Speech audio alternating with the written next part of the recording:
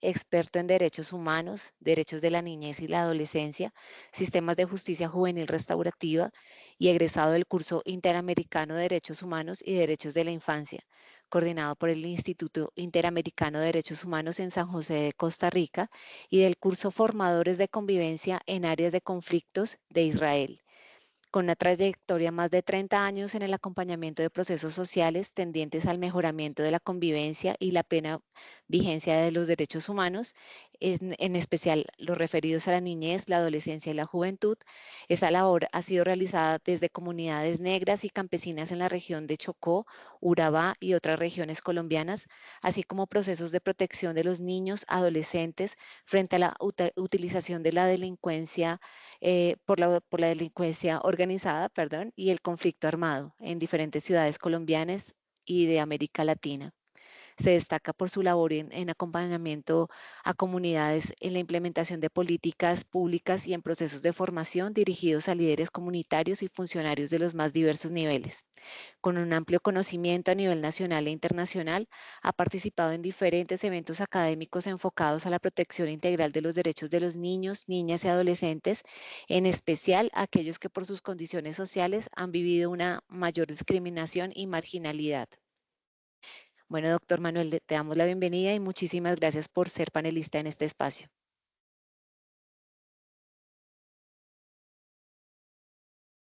Bueno, muy buenos días para todos, para todas. Espero que me estén escuchando bien. Si hay algún problema en la señal, me lo hacen saber. Es para mí un gusto compartir con todos ustedes, tanto con el equipo organizador. Agradezco entonces al Sistema Nacional de Coordinación del Sistema de Responsabilidad Penal, en especial al Ministerio de Justicia, al ICBF y a todo el equipo del Ministerio de Justicia, que liderado en estos momentos, pues, por la doctora Vadillo, han venido trabajando todos estos temas de justicia restaurativa y fortalecimiento del sistema de responsabilidad penal para adolescentes. Muchas gracias a la doctora Ángela por estar en la organización de estos eventos y sobre todo por estar generando estos espacios de discusión. Vamos a ir trabajando algunos temas. Hoy nos vamos a centrar en el tema de la articulación. Vamos a ir trabajando y en la medida que vamos haciendo un alto, pues entonces daremos espacio para preguntas, para respuestas y comentarios. Eh, Aprovecho este momento para agradecer a muchas de las personas que están presentes en el auditorio por la gran respuesta que nos dieron en la última consultoría que tuvimos desde UNICEF.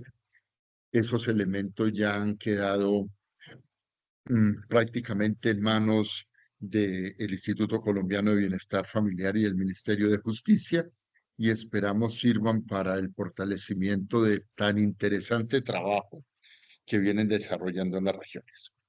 Eh, Vamos a partir de algo clave. Yo creo que en el trabajo para la implementación de la justicia restaurativa, al igual que en el trabajo para la implementación del sistema de justicia juvenil o sistema de responsabilidad penal en el Estado colombiano, estamos en un punto de quiebre. Y ese punto de quiebre yo lo quiero relacionar con el paso de lo teórico al práctico. Esa es casi que una exigencia, un llamado de atención que se nos está haciendo en todas las regiones. Queremos pasar a lo práctico.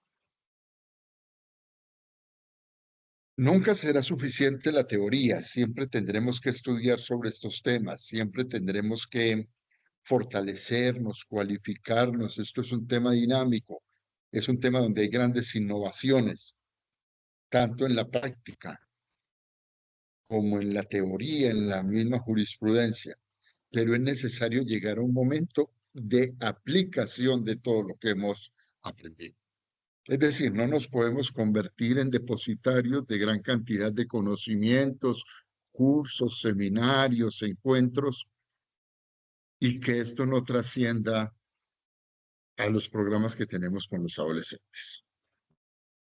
Y para poder aplicar esto de una manera eficaz, de una manera eficiente y sobre todo para que todas estas teorías traigan un resultado positivo para nuestros adolescentes, hombres y mujeres, es necesario actuar como equipo. E incluso diría yo, hay que pasar de actuar como equipo de personas a actuar como equipo de instituciones. A lo largo de esta conversa vamos a ir mirando elementos que vimos en la consultoría. Encontramos que en algunas regiones no hemos podido trascender de la actuación del funcionario a la actuación de la entidad, de la institución. Tenemos en muchas partes funcionarios totalmente comprometidos con el tema, que están de tiempo completo comprometidos con nuestros muchachos. Pero no siempre esto ha trascendido a las instancias que dirigen las diferentes instituciones. Entonces, es necesario, por supuesto, pasar por lo personal, por el compromiso personal, pero pasar a esa articulación, así como se dice articulación, que trabajemos juntos sincrónicamente, ha sido difícil y ese es el desafío que tenemos para hoy. Algunos elementos, estoy tratando de adelantar la diapositiva, Ángela. Ahí sí. Bueno, eh, algunos punticos sobre los que vamos a hablar. Primero vamos a irnos hacia atrás y vamos a mirar los orígenes de esa discusión sobre la responsabilidad penal, porque desde ahí vamos a encontrar elementos que nos meten ya en una actuación de sistema, en una actuación con otros. El acuerdo al que se llegó, que fue precisamente hablar de los adolescentes como responsables penalmente, pero desde una imputabilidad atenuada. Eso,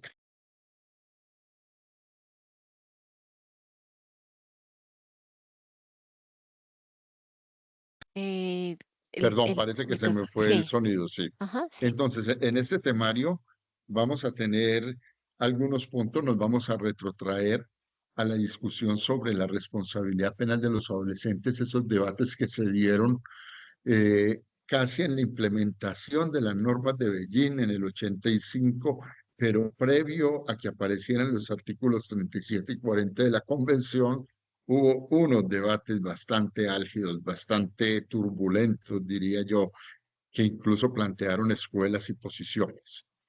Y se llega a un acuerdo desde una figura que vamos a llamar la imputabilidad atenuada. Los adolescentes, los menores de 18 años, van a responder por sus acciones transgresoras a la ley penal, pero no van a responder de la misma manera que los adultos. Y eso nos da un cambio y aquí tenemos un punto de arranque bastante interesante en el que yo insisto mucho. Los sistemas de justicia juvenil no son una derivación de los sistemas de justicia penal, son una aplicación de los sistemas de derechos humanos de la misma Declaración Universal de Derechos Humanos expresada en la Convención, artículos 37 y 40, aplicada a los menores de 18 años cuando se encuentran en esa situación. Y ahí aparece desde ese entonces un tercer punto que es la actuación como mínimo desde un doble sistema. Y aquí se enredan las cosas, desde un doble sistema. El sistema de justicia y los sistemas locales, nacionales de garantía y restablecimiento de derechos. Luego vamos a mirar la excelente respuesta del Estado colombiano con la Ley 1098 del 2006, cuando plantea unos esbozos que ya venían en el decreto 2737 del 89, y en la actuación paralela entre el juez como representante y director del proceso de justicia y el defensor o la defensora de familia como representante del proceso administrativo de restablecimiento de derechos. Y ese ha sido, llamémoslo así, un elemento clave que puso el Estado colombiano como ejemplo frente a otros estados, pero también ha sido un elemento que nos ha venido presentando incluso en algunos momentos motivos de choque y de diferencia. Luego, con todo el realce de la propuesta restaurativa, a partir de la segunda mitad de la década del 90 que toma fuerza, se nos plantea un nuevo reto. Sí, ya para actuar como sistema de justicia juvenil implicaba esa relación casi que íntima entre el sistema de justicia y el sistema de restablecimiento de derechos. Para implementar la justicia restaurativa, el abanico se nos abre más y tendríamos que decir que ahí prácticamente se vincula todo el sistema nacional de bienestar familiar. Colombia crea a través del decreto 1885 del 2015 el Sistema Nacional de Coordinación del Sistema de Responsabilidad Penal para Adolescentes. Eso chulea un requisito y una exigencia y una recomendación que se venía haciendo en los dos últimos informes, incluso en el del 2015 alcanza a salir en los informes del Comité Internacional de los Derechos del Niño, pidiendo la designación de un órgano rector para que coordine el sistema. Más que una salida, porque en algunos casos se vio como una salida, incluso se llegó a decir jocosamente, mire, para coordinar un sistema se crea otro sistema, pero creo que en el fondo lo que se plantea es un gran reto. Luego vamos a mirar un poco cuáles son las entidades que en el panorama, en lo que vimos en la consultoría, están participando de las mesas de justicia, de las mesas técnicas de justicia restaurativa, cuál es el papel que juega y, parecido pero distinto, cuáles son las entidades que tienen un mayor reconocimiento por estar presentes en todas estas actividades y procesos restaurativos que se hacen en las regiones. Tendríamos que hablar del papel de las políticas públicas necesariamente para que la protección integral se dé, para que el sistema funcione, hay que pasar al campo de las políticas públicas y hay que entrar a mirar los tres elementos, los de la prevención, la atención y la inclusión. Eh, la prevención de manera general, prevenir la comisión de delitos, prevenir la utilización de los niños, niñas y adolescentes en actividades delictivas, todo el proceso de atención que tenemos en todos los componentes del sistema. Y aquí hay que hacer una referencia al sistema de convivencia escolar, porque cuando se plantea que en la ley 1620 que los casos tipo 1 y tipo 2 sean manejados en las instituciones educativas, no es que se haga una renuncia a que sean tratados con los elementos de la justicia juvenil, no, es que se delega un actor en aras del principio de judicialización y solo los casos tipo 3 van a pasar al sistema de responsabilidad penal para adolescentes. Y un elemento clave al que se le ha venido prestando atención en los últimos tiempos y que es bien interesante sería la inclusión social, la inclusión integral de las personas que pasan por el sistema. Por último, tendríamos una referencia a las políticas públicas. Acuérdense que no es un capricho, que nuestro sistema de responsabilidad penal esté incluido dentro del Código de Infancia y Adolescencia. Hay países que lo tienen como estatutos diferentes, como Costa Rica, como Nicaragua. Tienen un estatuto de justicia juvenil y un código de protección a la niñez. Colombia, el Estado colombiano optó por incluirlo dentro del Código de Infancia y Adolescencia en el libro segundo, y eso implica un recorderis total, permanente, que el sistema de justicia juvenil tiene que estar referenciado desde los principios generales de la protección y la atención integral a la infancia. Todos esos artículos de la primera parte del Código de Infancia y Adolescencia, todos esos derechos y principios van a tener que ser aplicados en el sistema de responsabilidad penal para adolescentes. Y luego viene el libro tercero que dice cómo se vuelve eso verdad y habla de las políticas públicas de infancia y adolescencia. Me decían de pronto en alguna de las regiones que tuve la oportunidad de visitar que el problema era que, por un lado, trabajábamos en nuestros espacios de coordinación del sistema de responsabilidad penal y por otro se trabajaban todos los espacios de coordinación de las políticas de infancia y adolescencia y que prácticamente las decisiones llegaban hasta allá, hasta lo que era el Consejo de Política Social, hasta que eran las mesas de infancia. No, esto tiene que estar ahí, tiene que estar incluido. Ya magistralmente, muchos años atrás, la ex procuradora Ilva Miriam Hoyos habló de la necesidad que se aplicara a todo el sistema de responsabilidad penal para adolescentes, todos los elementos que tienen que ver con las políticas públicas de infancia y adolescencia. Luego hablaremos de unos retos y conclusiones, cosas muy sencillas, aquí no hay nada extraordinario y cada, cada tanto tiempo tendremos un espacio para preguntas, para comentarios, para complementos de parte de ustedes. Pues estamos en un auditorio totalmente horizontal donde lo que estamos es recordando unos elementos de trabajo, unas reflexiones que hemos tenido la oportunidad de sintetizar y de pronto organizar un poco, pero todos estamos en un mismo nivel de aplicación de estos temas. Eh, Pueden ir formulando en el chat las preguntas o los comentarios que quieran hacer, que nuestros compañeros del Ministerio de Justicia, los doctores Carlos Alfonso, la doctora Mónica, la doctora Ángela, estarán listas para que con eso complementemos.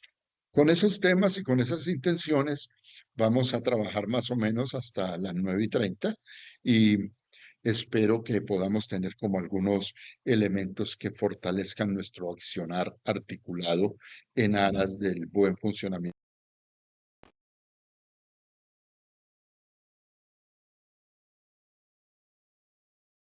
Primero, arranquemos con la discusión sobre la responsabilidad penal de adolescentes. Esto no surgió fácil. Ya en los diferentes eh, congresos para la prevención de la droga y el delito, en el Congreso del 80 en Venezuela, en Caracas, se pide la creación de unas normas especiales que sirvieran para administrar la justicia a menores de edad, así se llamaba. Y se crea una comisión que va a sesionar en Beijing y que las presenta en el año 85 en Milán, Italia, donde se hace el siguiente congreso y las aprueba. Esas denominadas reglas de Beijing van a juntar elementos de actuación desde la parte jurisdiccional y desde la parte administrativa, consagra la existencia de autoridades administrativas que apliquen justicia a los menores de edad y trata de esbozar unos puntos bien interesantes en materia de responder a lo que en ese momento se conocía como las transgresiones eh, de los menores de edad.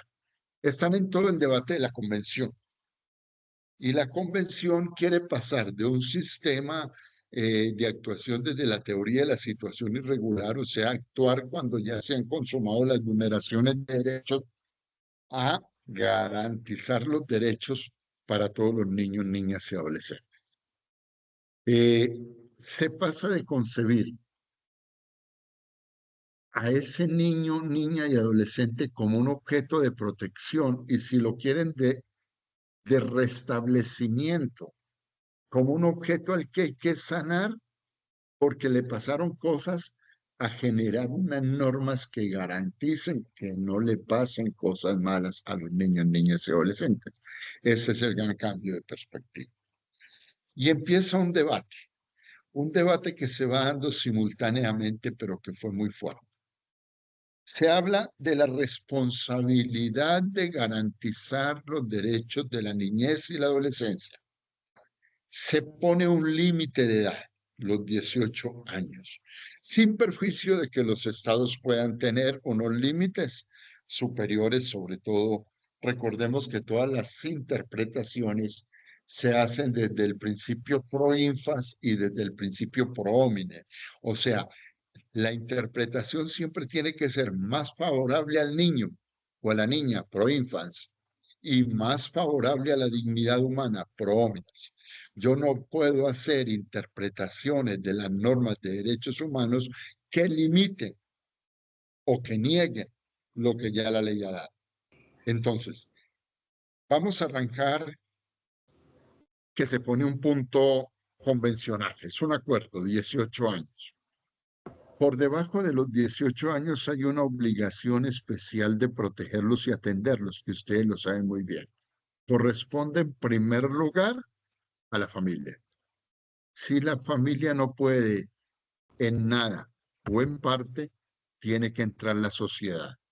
Y si la sociedad no puede en nada o parte, tiene que entrar el Estado como último garante de los derechos de los niños, niñas y adolescentes.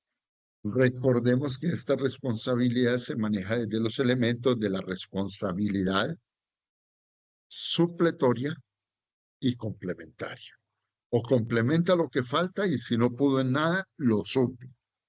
Y aparecen algunos elementos frente a los cuales hay que proteger a los niños. Primero, la vida, la supervivencia, la salud, que no se mueran, ok. Segundo, el desarrollo, que crezcan sanos, fuertes, inteligentes. Pero también aparece desde ese momento el riesgo por una serie de problemáticas que se consideran pandémicas y que están afectando a la niñez ya en los debates, en la época de los debates previos a la convención. Primero, la utilización de niños, niñas y adolescentes en el tráfico y comercio sexual.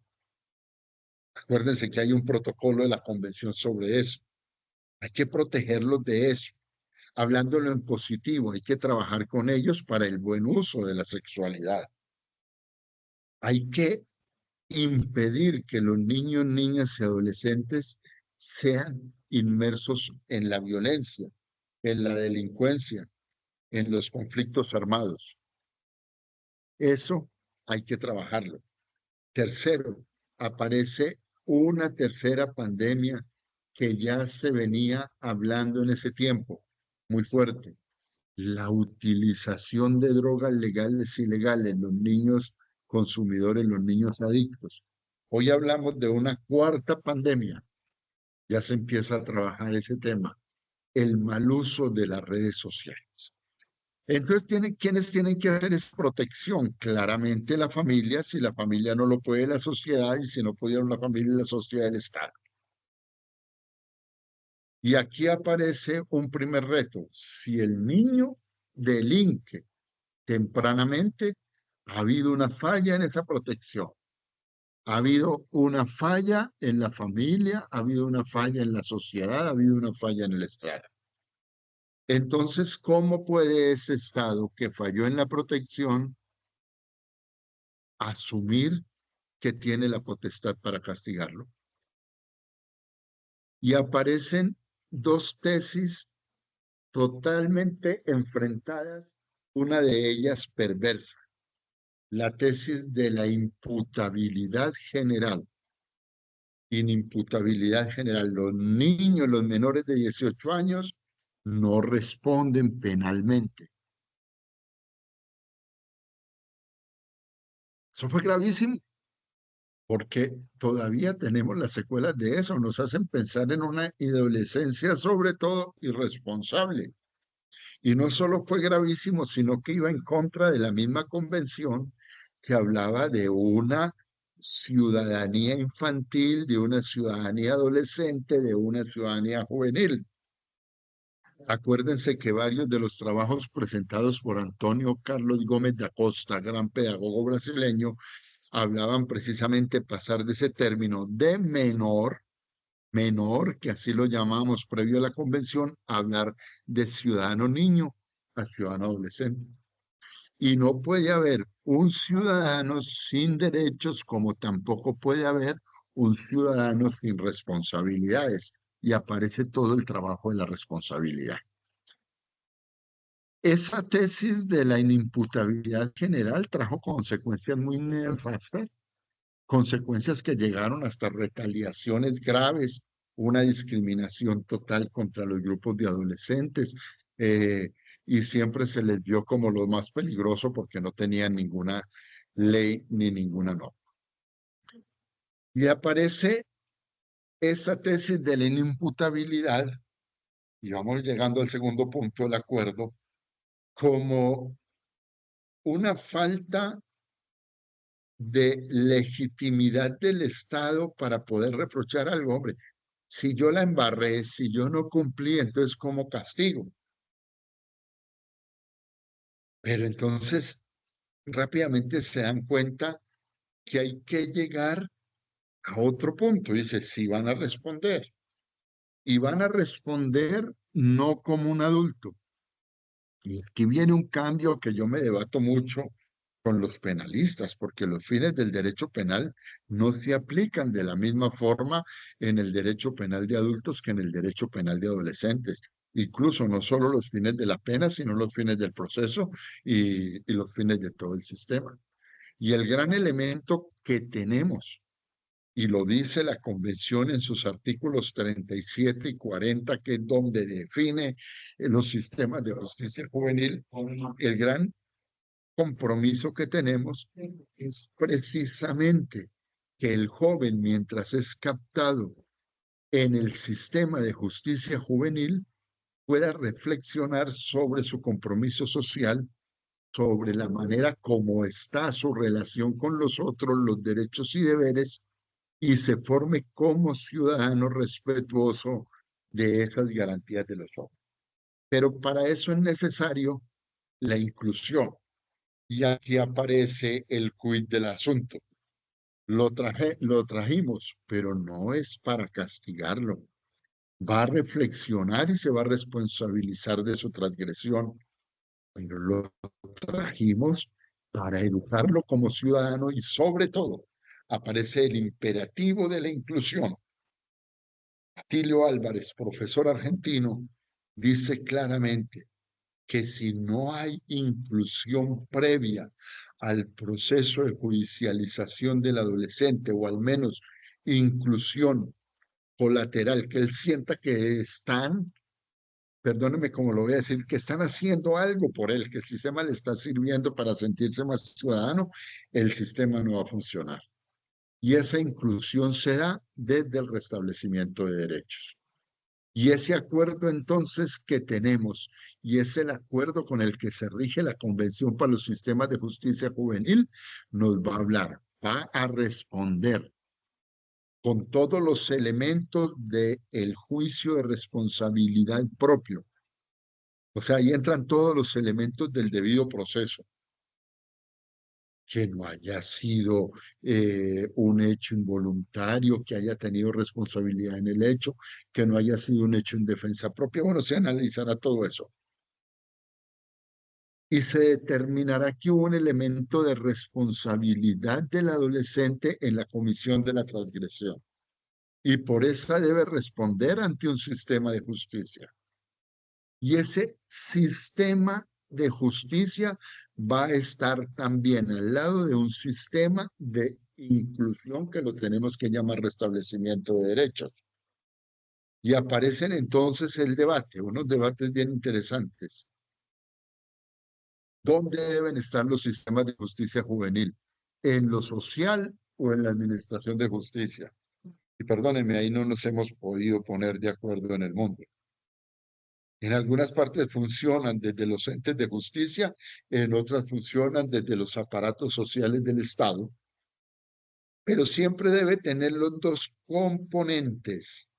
El componente de justicia para que el joven reflexione y responda por su transgresión, y el componente de inclusión social para aprovechar el tiempo que tenemos al muchacho en nuestro sistema y que en ese tiempo se logre hacer con él todo un trabajo de restablecimiento de derechos, de mirar qué es lo que le ha faltado a este adolescente, a este joven, para poder que ejerza su ciudadanía. Incluso, ¿qué fue lo que permitió que este adolescente, hombre o mujer, en una edad tan temprana incurriera en la delictividad. Hay diferentes aplicaciones por parte de los estados, pero lo que sí es cierto es que a partir de aquí tiene que haber una articulación y una integración, y estamos hablando prácticamente de la primera o el segundo nivel de articulación en el sistema, entre todo lo que son los entes de justicia, de administrar justicia juvenil, y lo que son los entes de restablecer derechos. El primer nivel de articulación es que son sistemas. Si vamos a mirar el sistema de justicia, tiene varios componentes, incluso varias instituciones. Si vamos a mirar el sistema de protección o restablecimiento de derechos, también tiene varios componentes y a veces varias instituciones. Entre ellos tiene que haber articulación, pero aquí llegamos a una articulación de segundo nivel, donde son dos sistemas los que tienen que actuar conjuntamente. Colombia logra dar una respuesta excelente a partir de la ley 1098. De los grandes logros de la ley 1098, que son varios, y que muchos de esos también fueron fruto de todo el tiempo de reflexión que tuvimos. Recordemos que Colombia se demoró 17 años para adecuar su legislación a la convención. La convención es de 1989. Colombia la ratifica en el 91 mediante la ley 12, levanta la reserva mediante la ley 40 del 98 y luego prácticamente adecua gran parte de su normatividad mediante la ley 1098 del 2006, 17 años después. Eso no fueron tiempos en vano, fueron tiempos en que con muchos de ustedes que están hoy aquí presentes, tuvimos grandes debates de reflexión y entramos a aplicar incluso la convención por encima del decreto 2737 del 89 o Código del Menor que nos rigió. Pero Colombia plantea magistralmente en la ley 1098 una actuación conjunta de dos sistemas. El sistema de justicia, que de acuerdo a cada etapa procesal tiene un responsable, la fiscalía en la primera parte, el sistema judicial o los jueces en la segunda parte, y un sistema de restablecimiento de derechos que de principio a fin va a ser ritual, por lo que en Colombia llamamos las defensorías de familia, que se encargarán precisamente, de acuerdo al proceso administrativo de restablecimiento de derechos, de verificar el estado de cumplimiento y de garantía de derechos en ese adolescente y mirar cómo se establecen las acciones necesarias para lograr que, que se satisfagan y que se cumplan esos derechos. Y ahí en la figurita vemos el adolescente pensándose y vemos el juez pensando y al otro lado lo que sería el defensor de familia pensando. Eso nos pone a pensar desde nuestros sistemas. Pero tenemos que entender a partir de ahí que son dos procesos paralelos y complementarios, que el uno no suple al otro, ni reemplaza al otro. Y en eso hemos tenido una serie de debates bien interesantes y, ¿por qué no? En algunos momentos hemos tenido situaciones de enfrentamiento y de colisión, pero tendríamos que saberlo hacer porque esto va a ser clave también para todo el proceso de justicia restaurativa que se nos viene después. Y yo digo que esto es un modelo para el mundo porque es el debate que se da en varios estados. Precisamente cuando dejamos que el sistema de justicia de adolescentes, que en Colombia lo llamamos sistema de responsabilidad penal, esté inscrito y dependa únicamente del sistema de justicia del Estado, deja muchos baches y muchos vacíos en la parte social y de restablecimiento de derechos. Y lo contrario, cuando lo asignamos única y exclusivamente al sistema social del Estado, como estuvo aquí en Colombia, deja muchos vacíos en el tema de justicia. Hace varios años, en la década de los 90, fui invitado a reconocer algunas experiencias en el Perú. Y una de las experiencias más bonitas era que con la Fundación Terre des Hommes de Lausanne, que también estuvo aquí en Colombia, se habían logrado conseguir un apoyo para tener unos equipos psicosociales que iban a acompañar al adolescente en el proceso judicial. Esos equipos psicosociales, que era lo que el proyecto les estaba dando, estaban conformados por un abogado que lo asesoraba, un psicólogo y un trabajador social, como mínimo. Y eso se consideraba un gran logro que lo hubieran tenido en el Perú.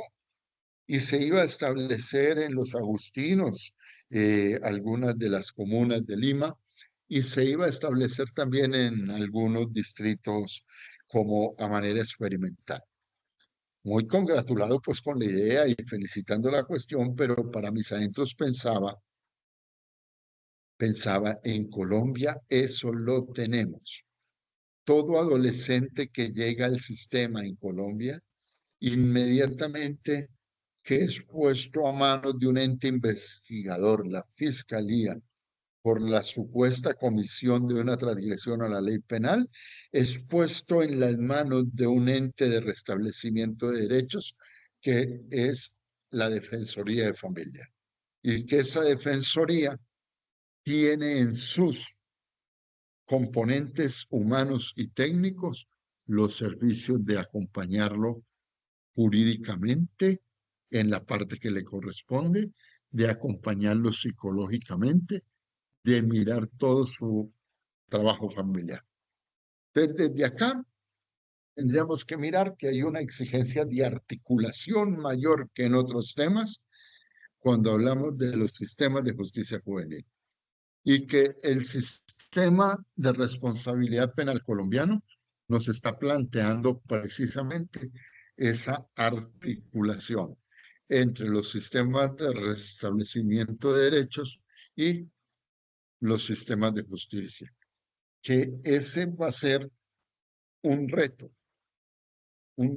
que debemos asumir cabalmente para poder avanzar en el cumplimiento de los objetivos que proponen los artículos 37 y 40 de la Convención de los Derechos del Niño, y que el sistema de justicia juvenil cumpla ese propósito de inclusión en la ciudadanía, de recuperar al joven y al adolescente para la ciudadanía, cumpla ese propósito de protección y de prevención frente a la delincuencia, y cumpla ese propósito también de generar una mayor seguridad para la comunidad en general. Esta es como una primera parte, porque ya vamos a entrar al tema que tiene que ver con la justicia restaurativa, que nos plantea unos mayores niveles de articulación. Tenemos este momento para algunas preguntas y comentarios sobre el tema, así que les escucho.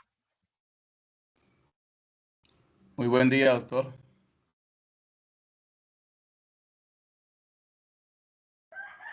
No sé si me escuchan ahí, por favor. Sí, señor, doctor Luis Eduardo, se le escucha perfecto. Gracias. Adelante. Le habla Luis Eduardo Guzmán, del Sistema de Responsabilidad Penal para Adolescentes de la Gobernación del Valle del Cauca, Secretaría de Convivencia y Seguridad Ciudadana. Ya ha colocado por el chat que cómo articular la ley 1620 con toda esta sabiduría que emana del Sistema Nacional de Coordinación de la Responsabilidad Penal para Adolescentes. Esto en vía de armonizar lo que es la norma con la ley 1620. Como usted bien lo sabe, la ley 1620 es la ley de convivencia escolar, porque muchas veces no hay claridad de algo muy sabio que usted expresó ahora. Las faltas tipo 3 y otras no eximen de que se abran procesos con los entes controladores o reguladores de la conducta del adolescente en el contexto de la ley. Tuve la oportunidad de coordinar en algún momento, ya terminó, el Comité Municipal de Convivencia Escolar de un municipio del Valle del Cauca, y hay algunos vacíos. Hay que llegarle mucho a los rectores de los colegios oficiales o públicos, de los colegios privados, y algunas de las instituciones que hacen parte de ese comité. ¿Qué mecanismo qué estrategias tienen para llegar allá? Muchas gracias, Luis Eduardo. Vamos a completar otras preguntas o comentarios y enseguida abordaremos este interesante tema. Por favor, Mónica, doctor Carlos, doctor Ángela, si hay preguntas. Los demás compañeros, ¿quién quiere tomar la palabra? De momento en el chat no tenemos preguntas registradas, doctor. Yo quiero dar respuesta a esto y luego lanzar una pregunta. Doctor Luis Eduardo y demás. Gina Gómez, ¿quiere hablar Ay, Gina? Doctora Gina. Creo que tiene el micrófono apagado, doctora Gina. Buenos días, doctor. ¿Cómo ha estado? Doctora Gina de Santa Marta, ¿cierto?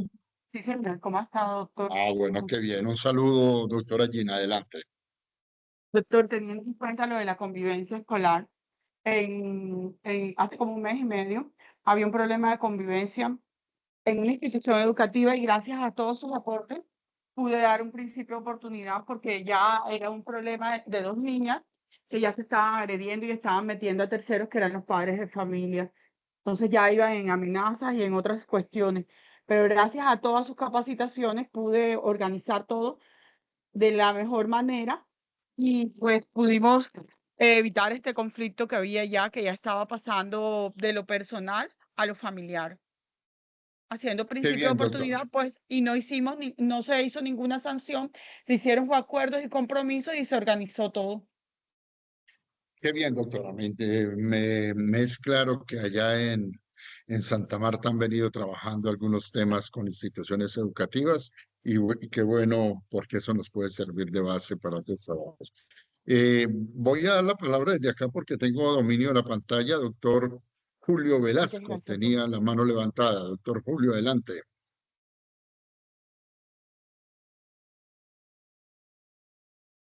Acabo de ver la mano levantada del doctor Julio, ya no me parece. La doctora Neolaya, bien pueda. Neolaya, Carlos Steven, Julio Velasco tenían la mano levantada. Acuérdense prender el micrófono y pueden hablar. Muy buenos días a todos los integrantes, doctor. Soy el referente del sistema de responsabilidad penal para adolescentes de acá de Nariño. La pregunta que quiero hacerle, doctor, es encaminada más que todo. Tengo entendido que antes del Código de Infancia y Adolescencia estaba el Código del Menor. ¿Cómo era el tema de justicia restaurativa en ese entonces? Em, ¿Cómo era el trato? ¿Qué dinámica se manejaba en ese tiempo, pues, para los chicos y adolescentes de esa época? Muy bien, lo tendremos en cuenta enseguida, doctor Carlos Steven, muy amable. Doctora Neolaya.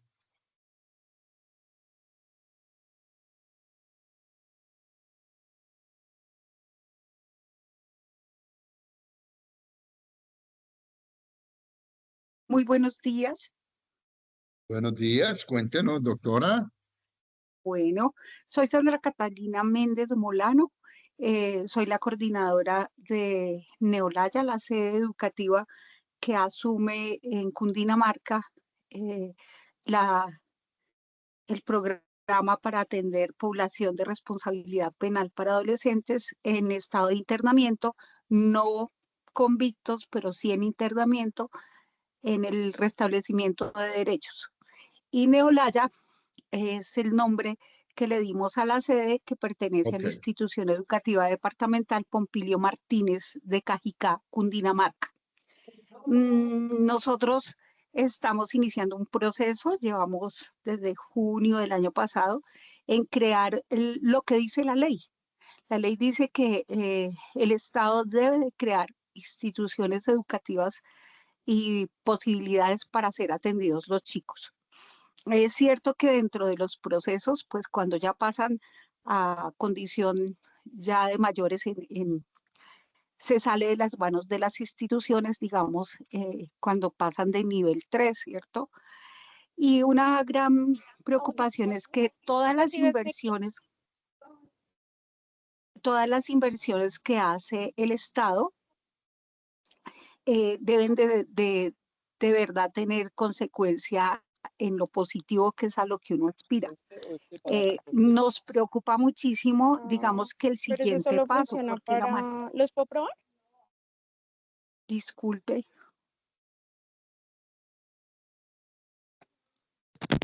vale.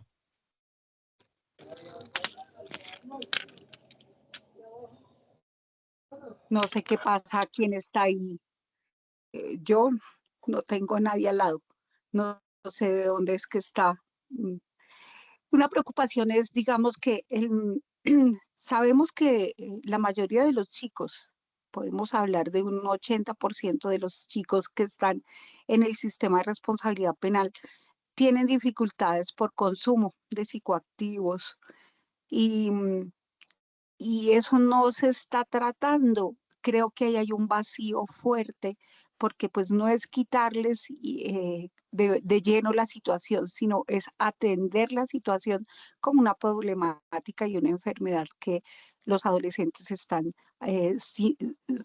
teniendo en este momento. Entonces, esa es una alta preocupación. Nosotros hacemos la parte académica, IPSICOL, que es el operador, que es el Instituto de Psicología para Colombia, muy bueno, hace la parte del operador de ICBF, eh, pero salud está ahí bastante coja, nos limitan muchísimo con el número de atención, de citas, y creería que dentro del proceso de los sistemas tiene que empezar a trabajarse esa situación. Lo mismo que con los defensores, ¿sí? Tomar conciencia de que no es que ellos terminen ya el ciclo para allá, sino que hagan procesos que valga la pena. Eh, Ser honestos con los chicos frente a la necesidad que los chicos tienen de restaurar sus derechos desde todas las condiciones y en todos los frentes. Ahí seguía, creo que un tema bastante álgido y gracias para sentarnos a discutir y a mirar posibilidades de cambio de legislación o de mejora. No sé, doctor, muchísimas gracias.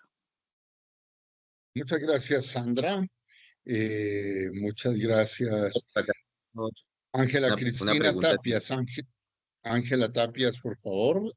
Tiene la palabra, doctora Ángela.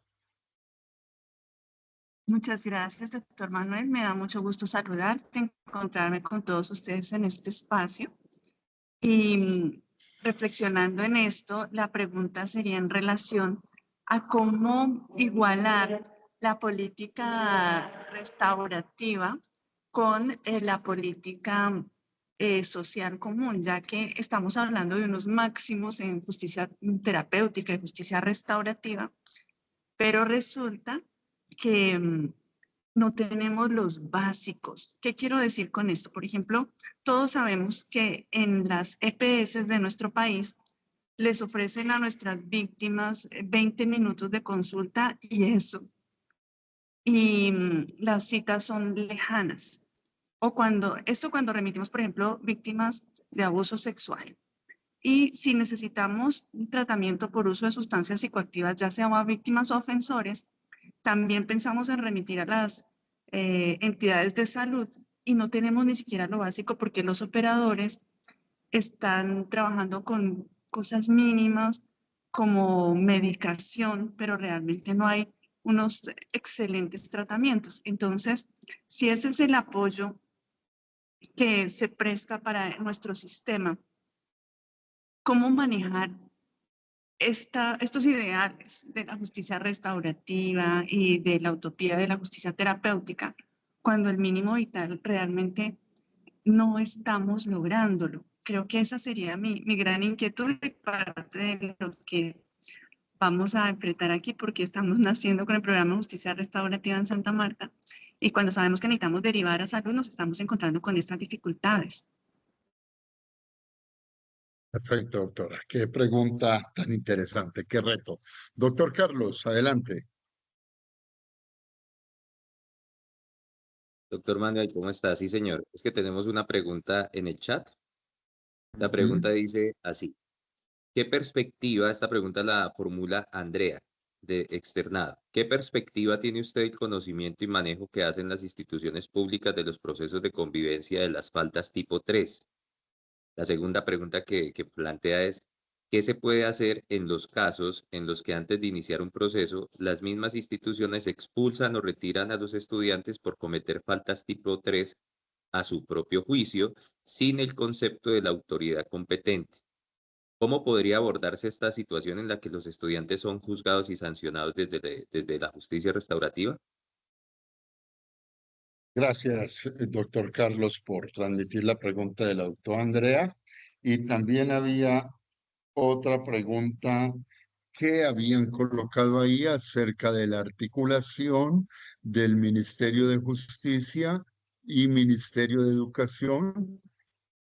Luis Eduardo Guzmán preguntaba cómo articula el Ministerio de Justicia con el Ministerio de Educación y la Secretaría de Educación, comités municipales de convivencia escolar y manuales de convivencia. Debemos generar agentes para formar en la justicia restaurativa como enlace de los entes territoriales.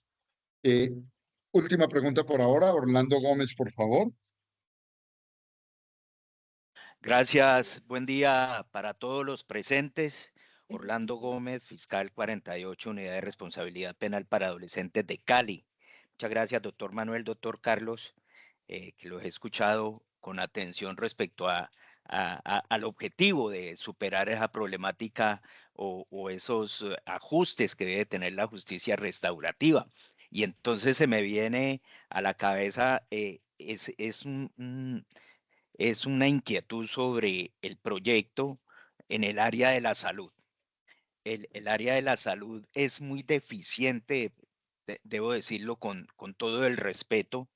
No hay una justicia diferenciada, es igual. Y por ejemplo, en los casos, hablo de la Unidad de Responsabilidad Penal para Adolescentes de Cali, en los casos de la Unidad de Responsabilidad se requiere de una justicia diferenciada.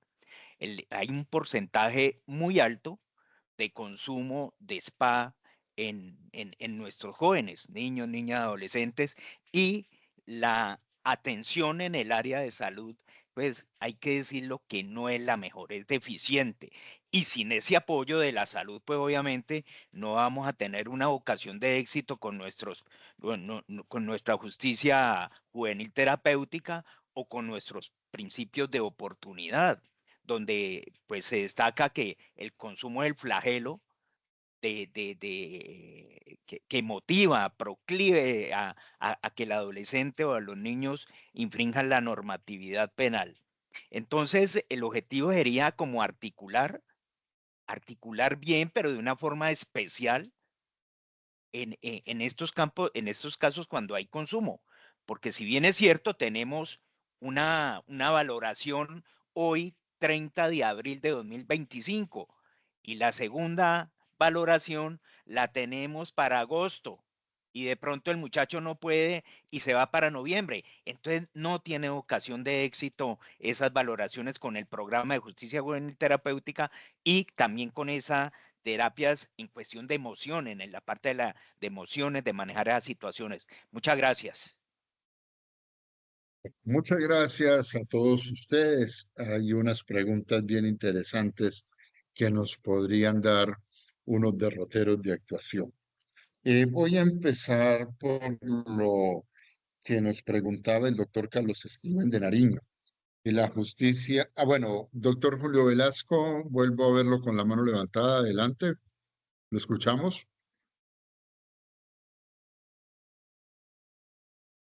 Doctor Julio, tal vez encienda el micrófono.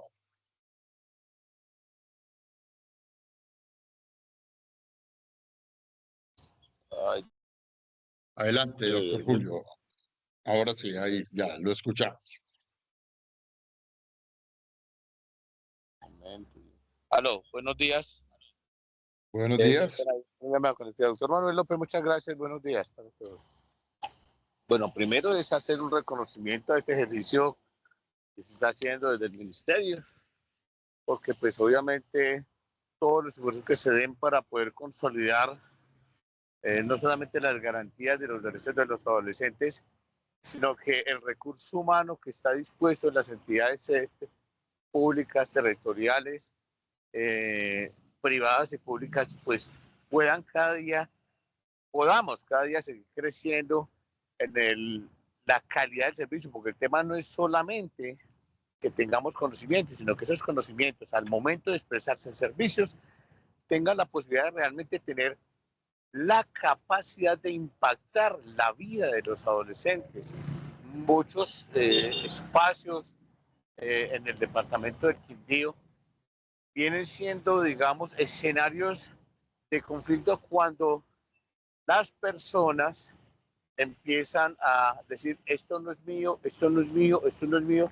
Hay como una tendencia generalizada a decir, eso no es de mi competencia. Y muy pocos nos vemos como en la posibilidad de decir, es que eso también es mío.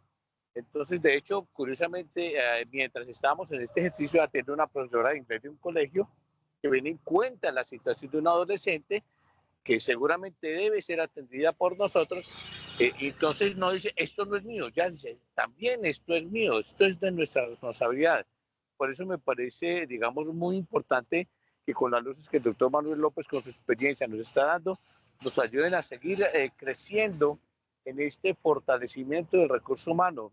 Es importante manifestar que se solicite a nivel del Ministerio de Educación que haya un mayor acompañamiento a los docentes, porque es que la mayoría de los docentes vienen del concurso, son nuevos, entonces no tienen conocimiento de muchas de las normatividades, protocolos, procesos, y es importante lo que ya decía unas personas que me antecedieron en el uso de la palabra, articular la ley de convivencia escolar con el sistema, que se articulen los protocolos, que se conozcan, es un asunto supremamente importante. Doctor Manuel López, muchas gracias y bienvenido siempre. Muchas gracias, doctor Julio. Qué interesantes todas estas reflexiones. Bueno, muy interesante todo esto. Les decía que arrancaría tratando de no de dar respuestas, sino de comentar un poco más estas preguntas que hace.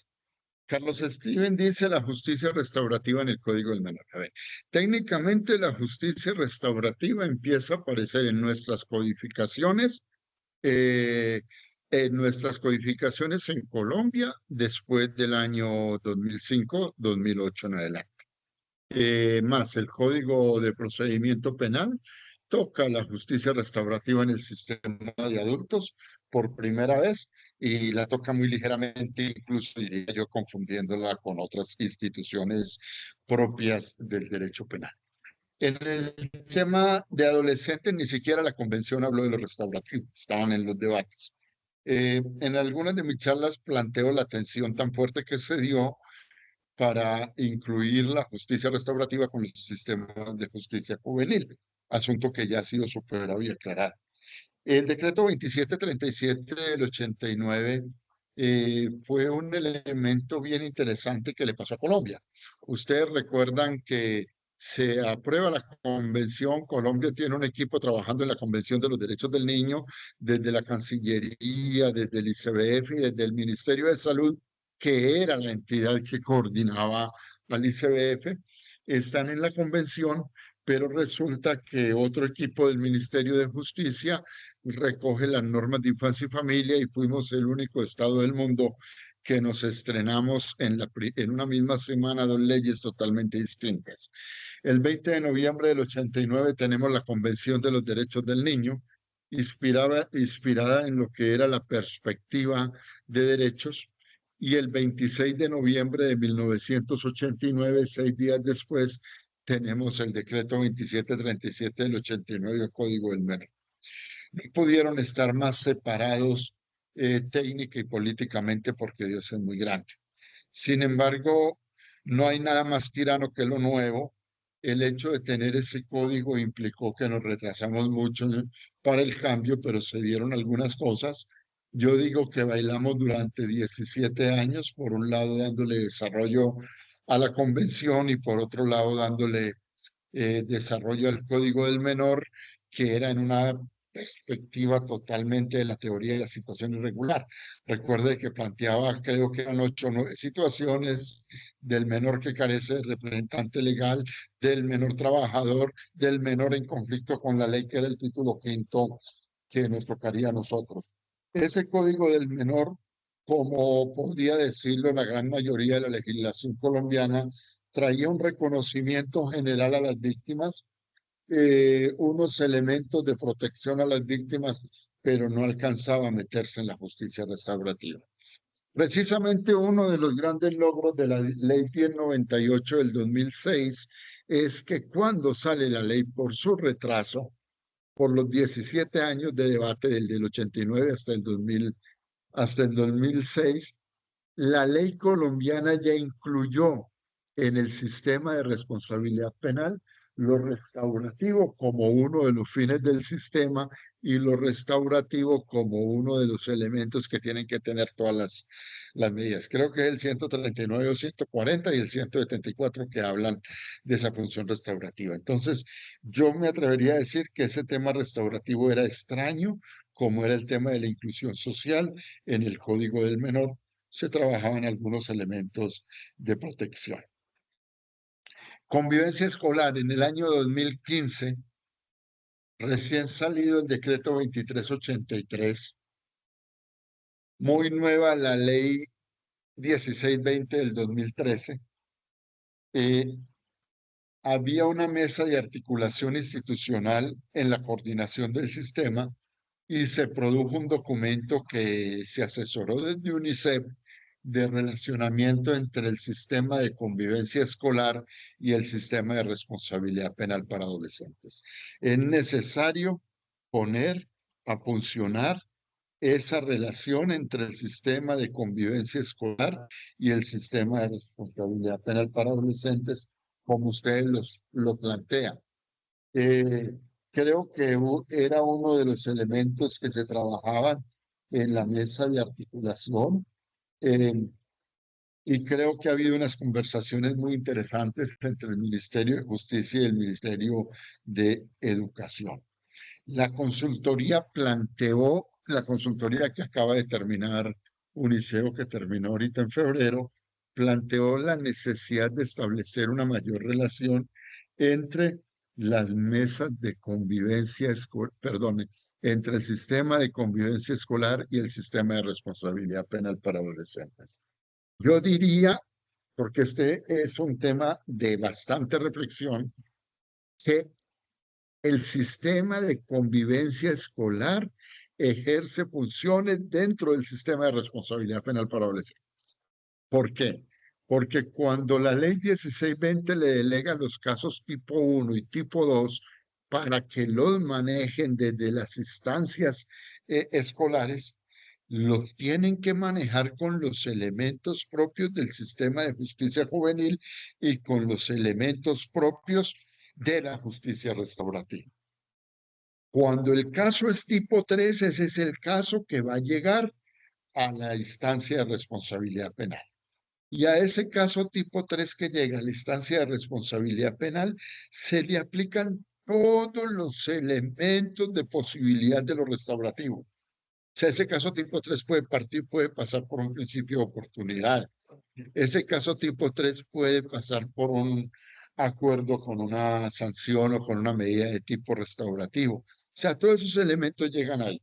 Entonces es necesario que entremos a conversar, que se trabaje más, que se formen los maestros casi en todas las regiones que estuvimos en el país.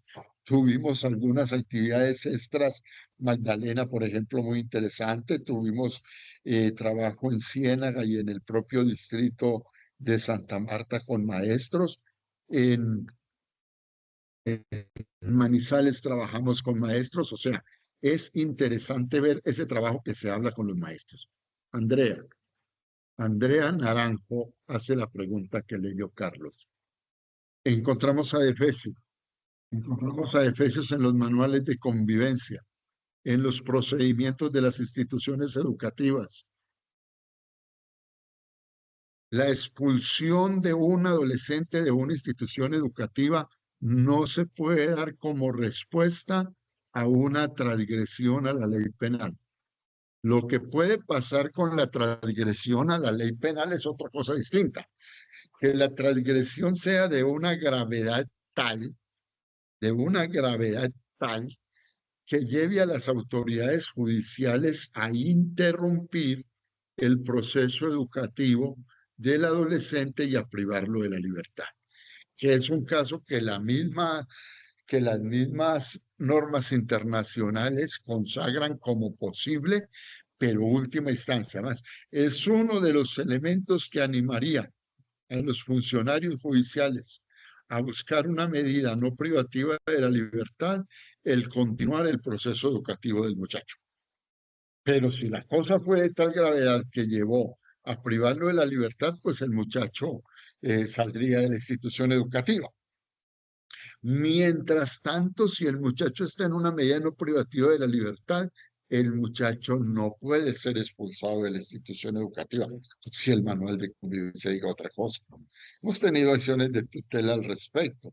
Entonces, en esto hay que trabajar en una revisión que se está proponiendo a las secretarías de educación departamentales de los manuales de convivencia, no solo para el respeto de todos estos derechos, sino también para la inclusión de lo restaurativo en el manejo de los casos tipo 1 y tipo 2. Ahí tenemos que hacer un trabajo bastante grande.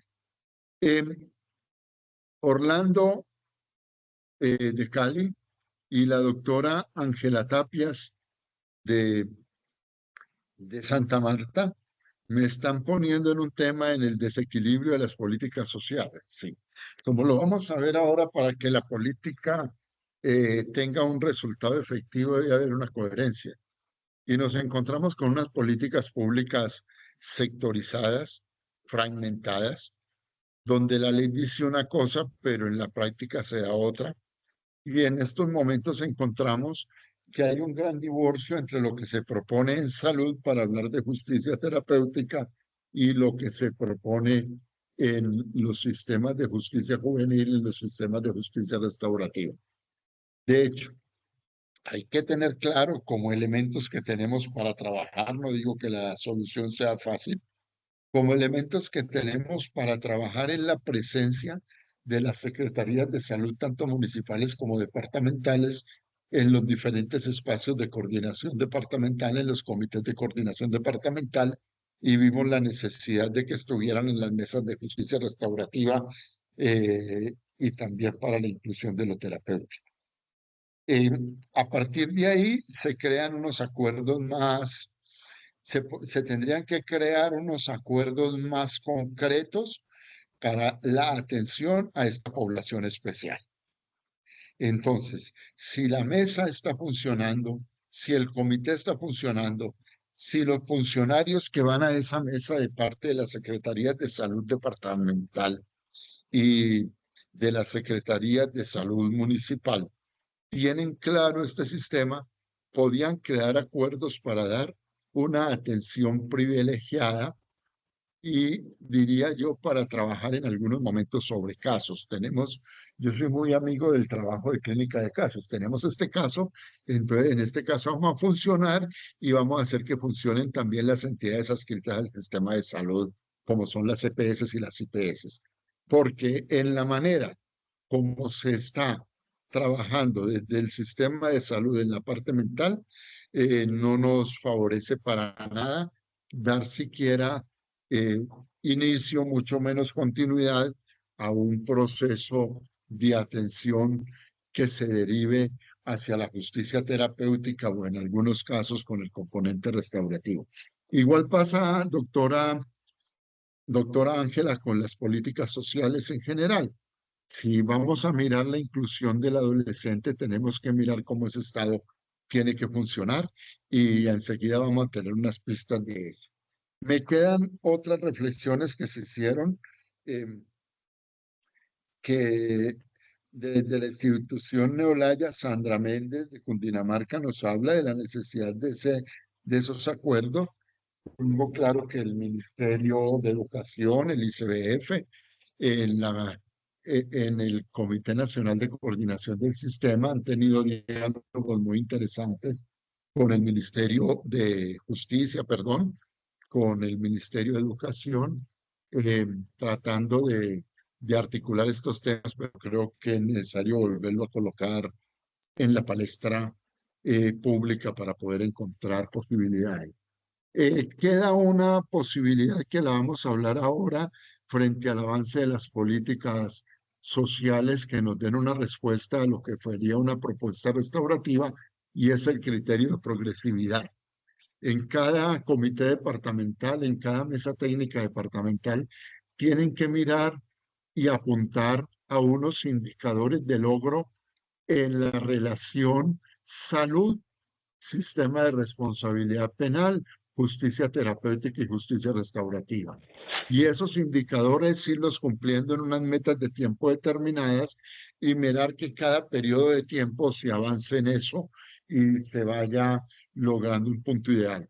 Julio, excelente lo que usted plantea, la necesidad de acompañar a los docentes, pero me quedo, porque eso ya lo dije con esa frase, pasar de esto niño a decir, esto en qué me pertenece a mí, también es mío. Y eso no surge de la nada, eso surge de la titularidad colectiva que tenemos en materia de derechos humanos de niños, niñas y adolescentes, en este caso de los adolescentes, y de que en el sistema de justicia juvenil no hay una litis enfrentada, no es el sistema adversarial que se pone en la justicia de adultos. Aquí todos tenemos, desde el policía, desde el investigador de policía técnica judicial o del CTI, desde el fiscal, desde el juez, desde el operador, desde el magistrado, así estemos en unas definiciones argumentativas en cuanto a lo técnico, pero todos tenemos que tener un fin, y el único fin es el bienestar, el mejor interés, el interés superior de ese adolescente. Entonces es bien interesante en el manejo de la articulación, que la articulación no sea el elemento de descarte donde yo me libro y no hago nada. Recuerdo que, y vuelvo a tocar a Tilio Álvarez, un argentino que vino aquí a Colombia a asesorarnos mucho previo a esta ley 1098, que decía, el mayor peligro cuando existen tantas instituciones responsables es que eso es lo más bueno para uno tirarle la pelota a otro, eso no es mío, eso es del otro. Y la gente se encuentra en un mare magnum de instituciones que deben proteger a la infancia, pero no hay compromiso claro frente a eso. Entonces, qué interesante ese reto que nos plantean desde el Quindío, Julio, de decir, esto no es mío, ¿cómo puedo actuar? Esto también es mío porque afecta a lo mío. Ya vemos cómo lo restaurativo no lo podemos hacer si no funciona salud, lo terapéutico no lo podemos hacer si no funciona salud, si no funciona educación, y luego miraremos si no funciona cultura y deporte, si no funcionan otros elementos. Entonces vamos a avanzar un poco porque el tiempo se nos va agotando y yo tengo un compromisito ahora, pero vamos a avanzar un poco en estas diapositivas para mirar la segunda parte de lo restaurativo.